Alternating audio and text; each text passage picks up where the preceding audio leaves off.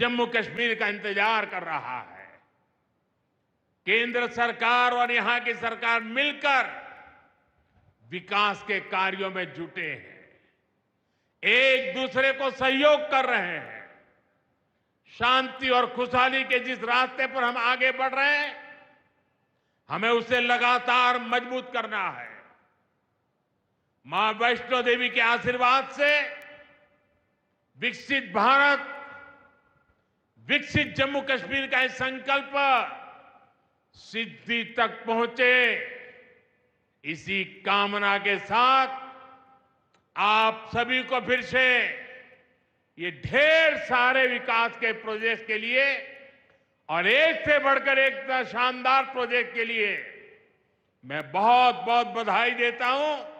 दोनों मुट्ठी बंद करके पूरी ताकत से मेरे साथ बोलिए, भारत माता की। आवाज हिंदुस्तान के हर कोने में गूंजनी चाहिए। भारत माता की, भारत माता की, भारत माता